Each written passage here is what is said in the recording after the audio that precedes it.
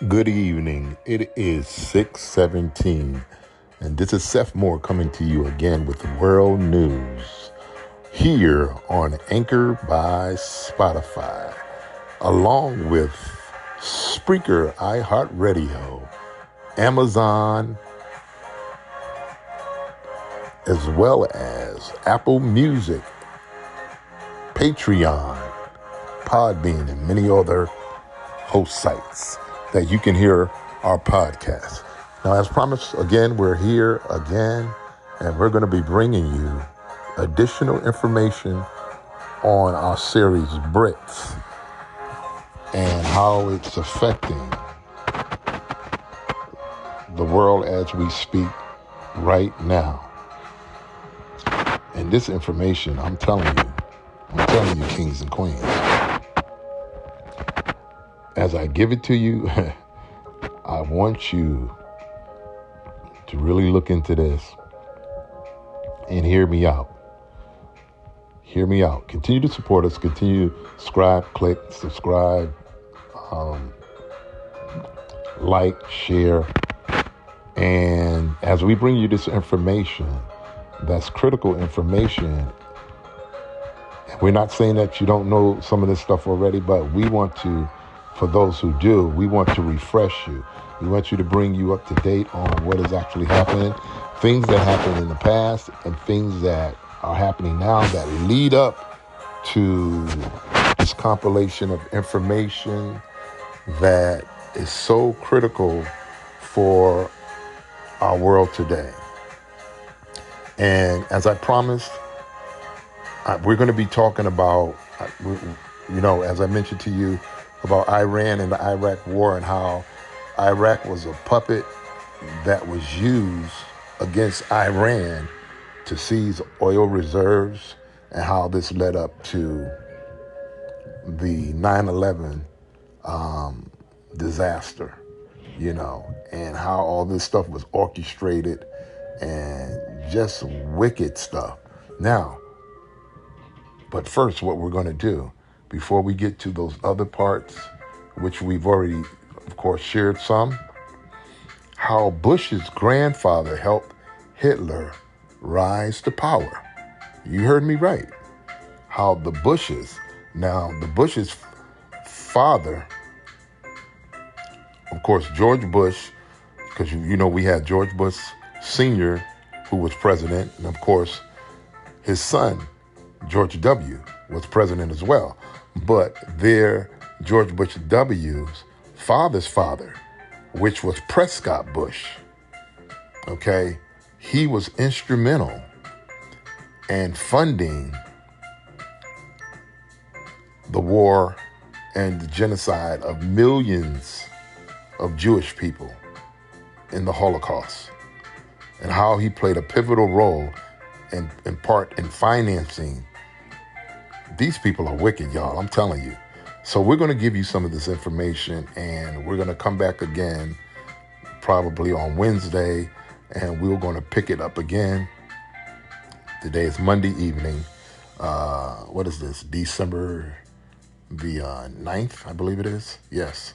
And so we're going to pick this up, and we're going to bring you more of this information as we unfold it and as we make it available to you, and how critical this is. Okay? And showing you just how wicked these people really are. I mean, it's amazing to me, but it's really not amazing, because you already know they're wicked because they have a history. And they're saying a lot of this is rumors about this guy, but it's not rumors. This is the truth. And this has been hidden in the archives for the longest, but it's actually been public record for a lot of people to view. And of course, during George Bush's tenure as president, he was undergoing a lot of criticism, because there was people who were linked to this Holocaust, who were suing his family for billions of dollars. So let us read some of this so that you can get some. George Bush's grandfather, the late U.S. Senator Prescott Bush, was a director and shareholder of companies that profited from their involvement with the financial backers of Nazi Germany. Okay, of Nazi Germany. Okay, so let's dive into this a little bit. Let's dive into this a little bit. Let's dive into this.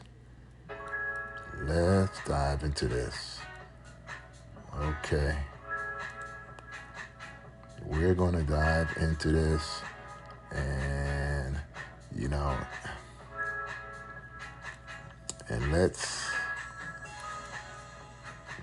so, financial backers of Nazi Germany, The Guardian has obtained confirmation from newly discovered files in the U.S. National Archives that a firm of which Prescott Bush was a director was involved with the financial architects of Nazism. His business dealings, which continued until his company assets were seized in 1942 under the Trading with the Enemy Act, has led more than 60 years later to a civil action for damages being brought in Germany against the Bush family by 2 former slave laborers at Auschwitz, and to a hum of pre-election controversy.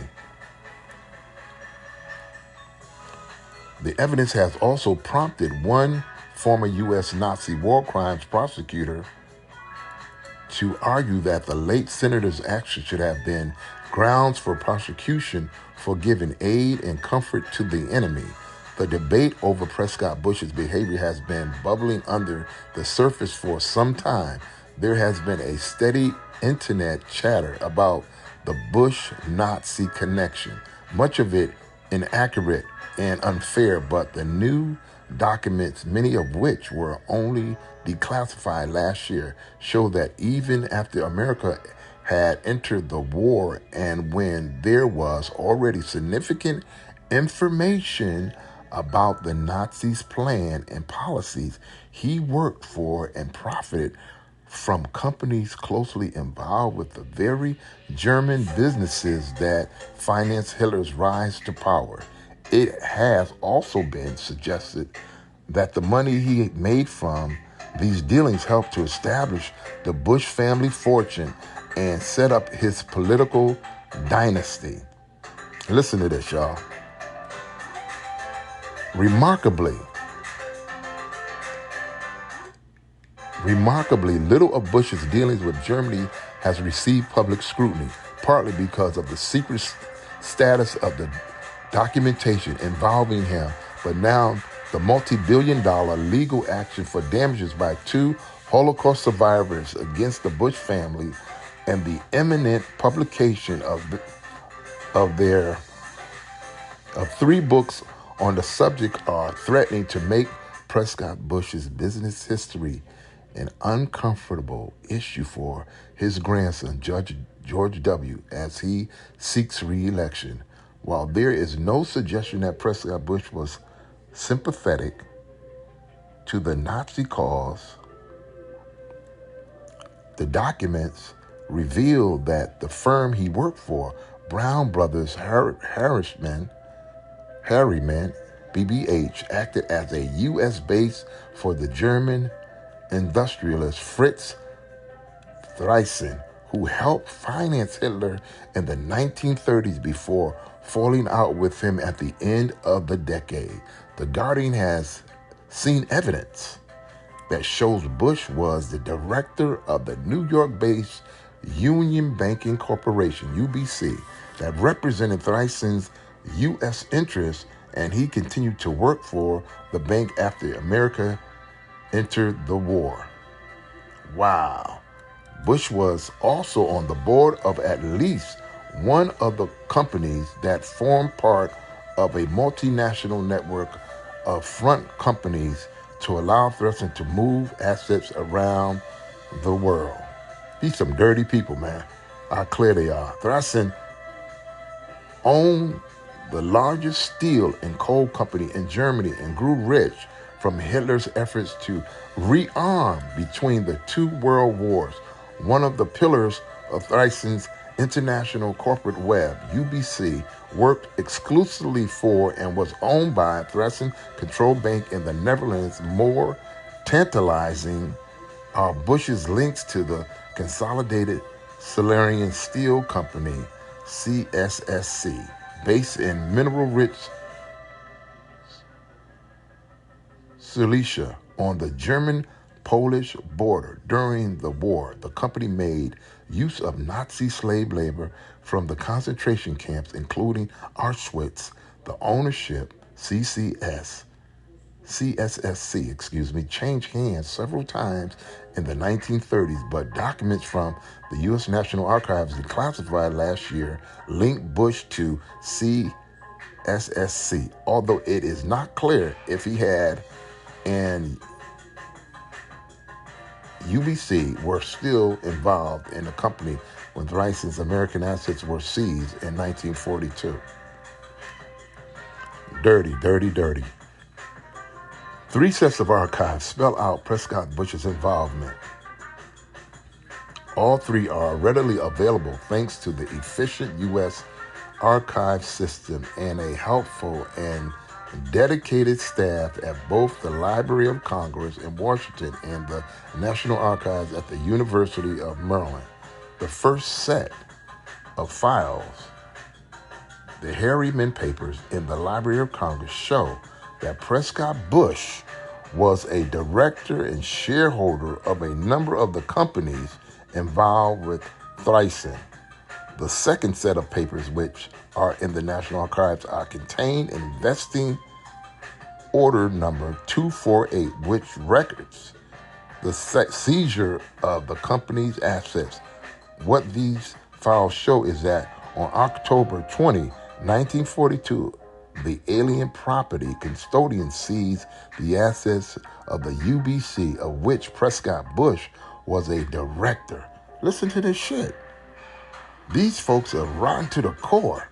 Having gone through the books of the bank, further seizures were made against 2 affiliates, the Holland American Trading Corporation and the Seamless Steel Equipment Corporation. By November, the Silesian American companies, another of Prescott Bush's ventures, had also been seized. Wow. So this is how they built their fortune, y'all. This is how they built their fortune, that this George W. Bush's granddaddy was a Nazi sympathizer who profited off of supporting Hitler and financing Hitler through these businesses. The third set of documents, also at the National Archives, are contained in the files on I.G. Farben, who was prosecuted for war crimes. A report issued by the Office of Alien Property Custodian in 1942 stated the companies that since 1939, these steel and mining properties have been in possession of and have been operated by the German government and have undoubtedly been of considerable assistance to that country's war effort. Prescott Bush, a 6'4" charmer with a rich singing voice, was the founder of the Bush political dynasty and was once considered a potential presidential candidate himself. Like his son, George, and grandson, George W., he went to Yale, where he was, again like his descendants, a member of the secretive and influential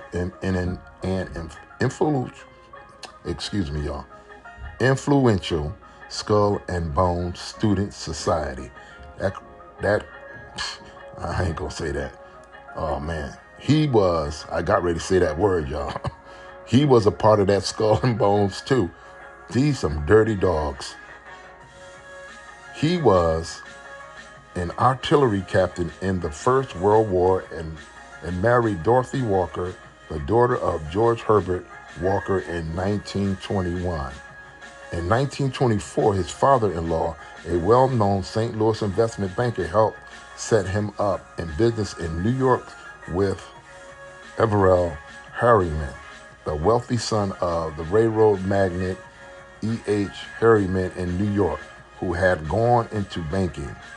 One of the first jobs Walker gave Bush was to manage UBC. Bush was a founding member of the bank, and the incorporation document, which lists him as one of 7 directors, show he owned one share in UBC worth 125. I guess at that time that was a lot of money. 125. It just says 125. I guess it's 125. The bank was set up by Harriman and Bush's father-in-law to provide a U.S. bank for the Thyssen, German most powerful industrial family. Wow, wow, wow. August Thyssen, the founder of the dynasty, had been a major contributor to Germany's First World War effort, and in the 1920s, he and his sons Fritz and Henrik established a network of overseas banks and companies so their assets and money could be whisked offshore if threatened again. Isn't it something? Isn't it something? By the time Fritz Thyssen inherited the business empire in 1926, Germany's economic recovery was faltering. After hearing Adolf Hitler speak, Thyssen became mesmerized by the young firebrand. He joined the Nazi Party in December 1931 and admits backing Hitler. In his autobiography, I Paid Hitler, he said this. He said, I paid Hitler. Ain't that some shit? He said, I paid Hitler. He said out of his own damn mouth, he said, I paid Hitler. I paid Hitler. When the National Socialists were still a radical fringe party, he stepped in several times to bail out the struggling party. And in 1928, Thyssen had brought the Barlow Palace on, that's a German word here, Brienenstrasse in Munich, which Hitler converted into the Brown House, the headquarters of the Nazi Party. The money came from another Thyssen overseas institution, the Bank Voet Handel aus Skrapvat in Rotterdam.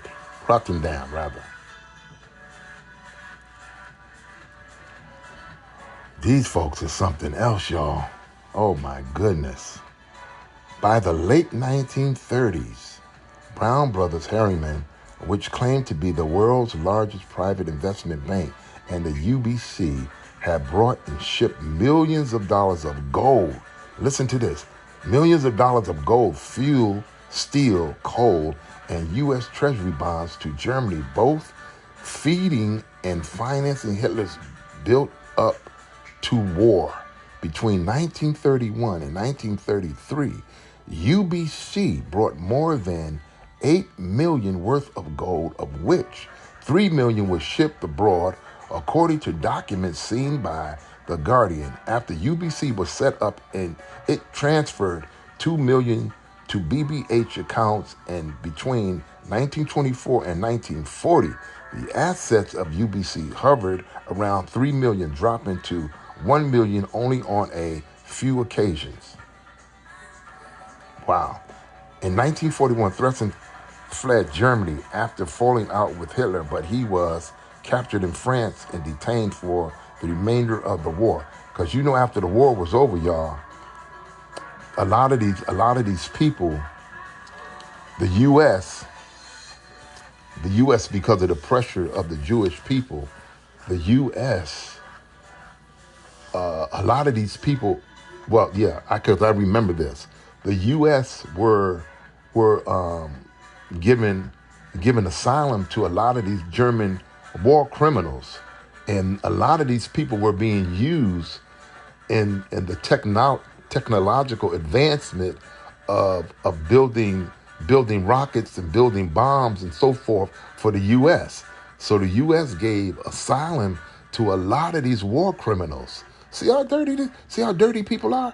They were giving asylum to a lot of these German people who were fleeing Germany because they were under the pressure of not humanitarian, but human war crimes. They were being searched out, and a lot of them were hiding in the U.S. Wow.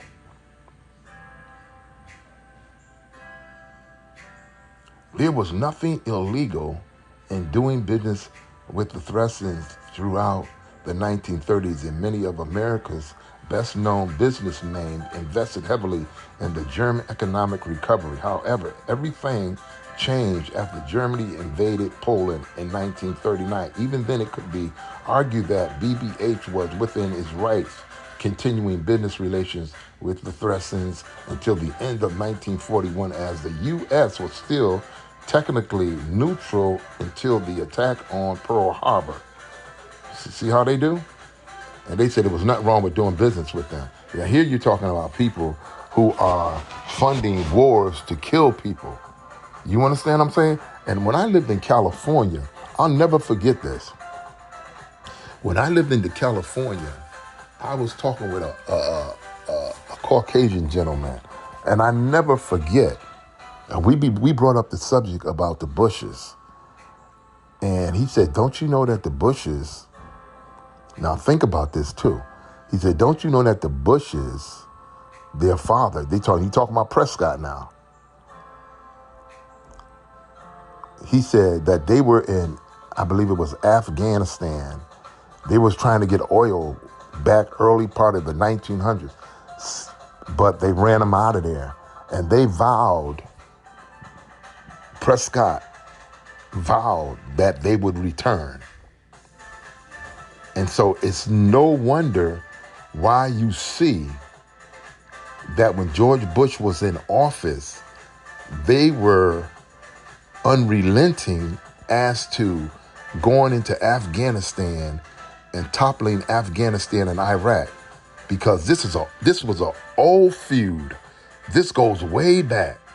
And so when you don't really know, I mean, all of the nuances and all the things that were happening, this is an old feud that the Bushes had with these people. And so they went in, and as you can see, they were supporters of these atrocities. And they have the nerve to say there was nothing illegal in doing business with these people. Throughout the 1930s, and many of the Americans' best-known business names invested heavily in the German economic recovery. However, everything changed, they said, after the Poland 1939 invasion. Okay, even it could be argued that the BBH they were in their rights, they said, with these people. This is so crazy. They said they was within their right, no matter how many people they caused to be killed and murdered and tortured. And they said to the end of 1941, technologically, they were neutral until the attack on Pearl Harbor. Now they're gonna change because of the attack on Pearl Harbor, of course. The trouble started on July 30, 1942, when the New York Herald Tribune ran an article entitled "Hitler Angles Has 3 million in U.S. banks." UBC's huge gold purchases had raised suspicions that the bank was in fact a secret nest egg hidden in New York for Thresins and other Nazi bigwigs. The Alien Property Commission, APC, launched an investigation. So I wonder where that gold is now. How about that, y'all? Because I was saying before, there ain't no more gold. There's probably some, but I wonder where it is now. Okay, so as I said before, this is going to lead up to what we're going to be talking about with the Iraq going into Iran, and how that Iraq was a puppet of the U.S. and Saddam Hussein was on his payroll. And this is going to lead up to that war, and how that the U.S. used Iraq and they used Saddam as a puppet to go into Iraq. and how all of this led up to 9/11. And then once they got finished using Saddam, you see what they did with him, right? They always do that. That's what they do. Okay, so it talks about this dispute.